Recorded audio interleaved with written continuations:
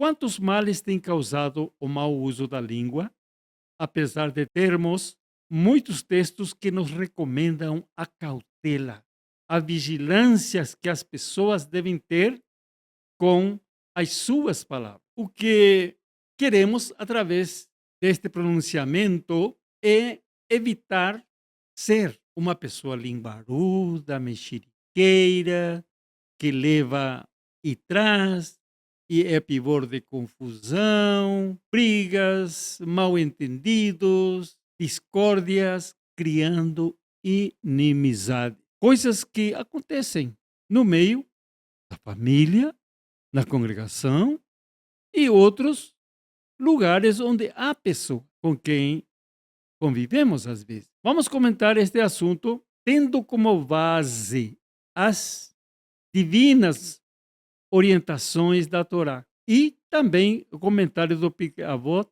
o sábio usa bem seus ouvidos. Os sábios usam bem seus ouvidos, que lhe ajudam a dominar sua língua, para não usar indevidamente e produzir lashon hará, semeando, como eu já disse, confusões entre pessoas. O primeiro destaque, o que diz as divinas palavras sobre o uso da língua? Vejamos alguns textos. Quem é o homem, diz lá no livro de Salmos, que deseja a vida, que quer longos dias para ver o bem? Guarda a tua língua do mal e os teus lábios de falarem o engano. Aparta-te do mal e faz o bem. Procura a paz e siga. Salmos 34, 12 a 14. Levítico 19, 16 a 18 diz: não andarás como mexeriqueiro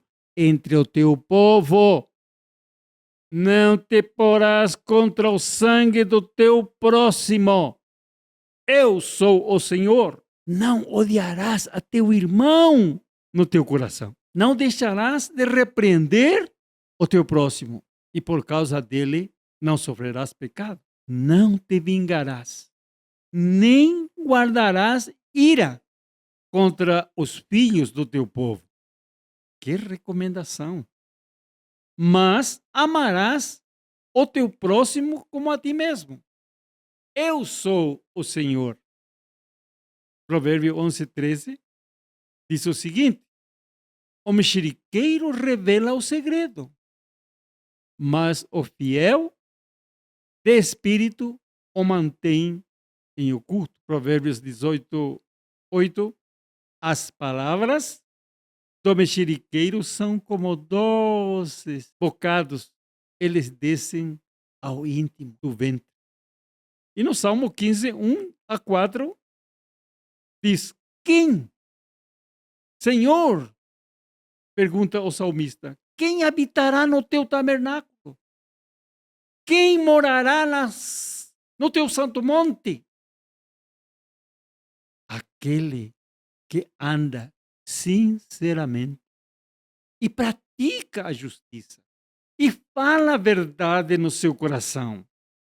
Aquele que não difama com a sua língua, nem faz mal ao seu próximo, nem aceita nenhum opróbrio contra o seu próximo, a cujos olhos o reprovo é desprezado, mas honra os que temem ao Eterno. Aquele que jura com dano seu e, contudo, não muda. Por que trazemos um comentário com esse tema? Cuide de sua língua, cuide de seu falar, de seu expressar, porque a maledicência tem causado muitos males em meio da congregação. Alguns até abandonam a congregação. Tantas congregações e grupos têm separado pessoas, têm feito migrar de um lugar para outro pelo mau uso da língua. O que queremos que haja? Shalom, plena, no meio de nossos haverins, para mantermos a unidade em nossas sinagogas e haja coesão, ajuda mútua entre todos. O que suscita o ódio gratuito? O que leva as pessoas a mexericar, a murmurar contra esse, contra aquele? É porque veste isso, porque não veste, porque seu sapato, porque seu cabelo, porque isso, porque aquilo. São pessoas desajustadas que procura alguma coisa para emitir. Desajustada espiritual e socialmente, invejosas e desequilibradas, que se sentem angustiadas pelo bem-querer de outras pessoas, ou pela forma de falar, se comportar, se vestir, ou por seus talentos que sobressaem. Inveja, causa de muitos males. Rabi Joshua disse: o olho mau, a má inclinação e o ódio ao próximo arrebatam o homem do mundo. Avareza, desejo físico exagerado, o estado de espírito chamado melancolia, levam a pessoa a desprezar e odiar o que os seus olhos veem. Eles então preferem a companhia de animais ferozes, cachorro, gato, ou a solidão dos desertos e florestas, escolhendo lugares desabitados, não para se restringirem, mas por causa de seus desejos exagerados e seu ódio pelos outros. Isto certamente matará a pessoa. Cria úlcera, cria muitas doenças psicossomáticas. Faz seu corpo ficar doente e ele morrerá antes do tempo. Debilmente tem amigos e sempre está só. Ou dificilmente, digo, tem amigos. É o grande mal chamado ódio gratuito. Dá para perceber pelo olhar, pelo cumprimento, pelo semblante e pelo agir. A inveja, que é sentir-se mal pelo progresso, pelas amizades, pelo amor que recebe de outras pessoas. O olho mau leva a pessoa a mexericar, a trazer confusão por falta de freio na língua. O conselho das divinas palavras é: refreie a sua língua. Cuide do que você vê e daquilo que vai produzir na tua mente pelo que você ouviu e pelo que você viu. Segunda análise. Que comentário Ramban Shimon ben Gamaliel faz? Shimon, seu filho, disse: toda a minha vida cresci entre sábios e não encontrei nada melhor para a própria pessoa que o silêncio. Não é o estudo, e sim a prática que é o principal. E quem conversa em excesso traz o pecado. E o rei Shlomo já salientara dizendo: numa multidão de palavras, a transgressão não será evitada. Vemos também no Sefer Amidot que um dos sábios parecia extremamente quieto, porque evitava qualquer fala inapropriada. E mesmo quando convidado a falar, falava muito pouco. Quando lhe perguntaram o motivo do seu silêncio prolongado, ele disse: Analisei todos os tipos de fala e concluí que existem 4 categorias. A primeira categoria é totalmente destrutiva, sem qualquer componente útil. Ela compreende xingamentos e impropriedades e falas similares que são completamente tolas. A segunda categoria compreende a destruição a partir de um ângulo e a utilidade a partir do outro. E é como elogiar a um homem, o ajudará, mas enraivecerá o seu inimigo, causando, assim, prejuízo ao elogiado.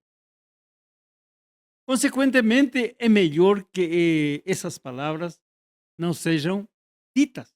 Também, por esse motivo, é necessário evitar falar coisas que se enquadrem nesta segunda categoria. A terceira categoria compreende falas que não são boas nem más, como, por exemplo, a maneira que o seu próximo construiu uma parede, uma casa, um, ou criticando um país, ou assim por diante.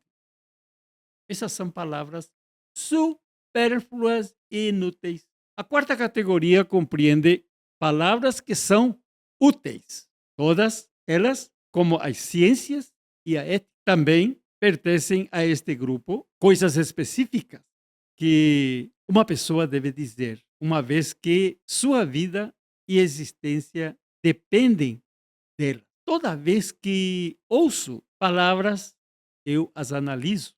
Quando penso que elas se enquadram nessa quarta categoria, diz ele, participo da conversa. Caso contrário, mantenho-me em silêncio. Os moralistas acrescentam: este homem, em sua sabedoria, conclui que podia abrir mão de 3/4 de tudo o que se fala. De tal sabedoria deve ser aprendida. No entanto, segundo o prescrito pela Torá, afirmo que existem 5 categorias de fala. Quais são elas? Escuta lá. O que somos comandados a falar. Segundo, o que somos precavidos a não dizer. Terceiro, o que é desejável. Quarto, o que é desejável por Deus. Quinto, o que é permitido. A primeira categoria que somos comandados a falar compreende a leitura e são os estudos da Torá e suas explicações. Este é um mandamento positivo, conforme lemos, e delas falarás. As palavras da Torá. Essa lei equilibra todas as outras. Muito já foi dito para lembrar-nos da urgência de se estudar Torá. Mas os detalhes extrapolariam os limites desta obra concisa. A segunda categoria trata da fala proibida, como o falso testemunho, mentiras, calúnias, xingamentos. As palavras da Torá são claras quanto a esta categoria, bem como quanto a falas imorais e difamações, mesmo que verdadeiras. A terceira categoria compreende a fala indesejável. O ser humano não deriva qualquer benefício espiritual da mesma. No entanto, não se trata de um pecado ou transgressão. Esse tipo inclui a maioria das falas das pessoas sobre acontecimentos passados e presentes, tal como a forma como ou outro rei se conduz, ou pessoas em suas casas, ou no seu habitat, ou a causa da morte de uma pessoa, ou como certa pessoa enriqueceu ou empobreceu. Os sábios chamam isso de conversa vã. E os devotos procuram se abster desse tipo de conversa. Disse-se a respeito do Rabi, um discípulo do Rabi Hinja, que ele nunca em toda a sua vida se entregou a conversa vãs. Fazem também parte dessa categoria a banalização de uma virtude ou enaltecimento de um defeito, seja ele moral ou intelectual. A quarta categoria é recomendada e é meritória. Compreende o enaltecimento de virtudes intelectuais ou morais e o desdém por ambos os tipos de defeito, com o intuito de agitar a alma por meio de histórias e poemas, preservando a imperfeição por esses mesmos meios. Inclui-se nessa categoria o louvor às pessoas que os valham, tornando conhecidas as suas virtudes, a fim de que as pessoas possam reconhecer seu modo de vida como bom, tentando imitá-las. Da mesma forma, faz parte de mostrar desprezo por transgressores no que se refere aos seus vícios, para que suas ações e os pensamentos voltados a eles sejam desprezados pelas pessoas que, dessa forma, se manterão distante dele, não imitando a sua maneira de ser. Essa parte, ou seja, o estudo da aquisição de virtudes e o evitar vícios é chamado de derek eretz, boas maneiras. A quinta categoria compreende o permitido.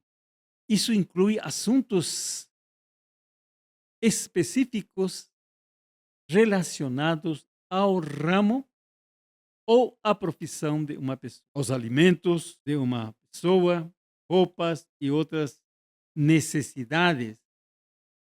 Tudo isto é permitido, não sendo nem meritório, nem indesejável.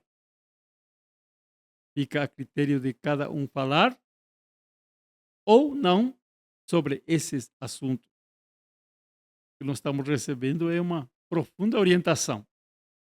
No entanto, é recomendável minimizar esse tipo de conversa. Os filósofos moralistas nos advertem no sentido de não falar muito sobre esses assuntos. No entanto, conversas que são proibidas ou indesejáveis não requerem esse tipo de advertência, uma vez que é adequado se abster dela de forma completa. Essa advertência também não pode se referir a conversas que são mandatórias ou meritórias. Por quê? Se possível, as pessoas devem falar nesse sentido todos os dias. Contudo, a advertência moral é bem colocada em dois aspectos. Um deles diz que as ações de uma pessoa devem sustentar as suas palavras. Como se diz, são próprias as palavras daqueles que vivem de acordo com ela. Essa é também a ideia que reside por trás da regra. Não é o estudo e sim a prática que é o principal. E é da pessoa que prega. Os sábios também orientam os justos a aprenderem as virtudes mais elevadas e a expressarem isto. Analise com palavras e execute a fim de agraciar a sua análise. Similarmente, o rei Davi se expressa: justo, exultai no eterno. Aquele de coração puro, cabe erguer cânticos de louvor. O segundo aspecto tange a concisão. Uma pessoa deve procurar falar muitas coisas com o mínimo de palavra possível e não o contrário. Assim dizem os mestres. Uma pessoa deve sempre ensinar aos seus alunos de forma concisa. Uma pessoa só consegue reter o que ouviu dentro de 20 minutos. O que se falar a mais não tem condição de guardar, a não ser que seja uma palestra no qual haja interesse do público, pode até demorar mais do que isso. Difamar não significa que alguém mente a respeito de outra pessoa ou lhe atribui coisas que não existem. Isto se chama calúnia. Difamar significa envergonhar uma pessoa acerca de coisas que ela realmente fez. Quem fala é quem ouve peca. Os mestres disseram: a difamação mata três pessoas. Primeiro, o difamador. O segundo, o ouvinte. E o terceiro, o difamado. Dizem eles que aquele que ouve é pior do que aquele que fala. Salomão diz que às vezes aquele que menciona os defeitos de alguém indiretamente dá a impressão de que não se dá conta das implicações das suas palavras e ele não terá absolutamente tido a intenção, mas como diz, como um louco que joga brasas, flechas e morte, assim é o homem que engana o seu amigo e diz: eu só estava brincando. Já pensou? Eu só estava brincando. A Mishnah, o julgamento contra os nossos pais foi selado tão somente por causa da difamação. Esta é uma referência aos espiões, acerca de quem foi dito, e difamaram a terra.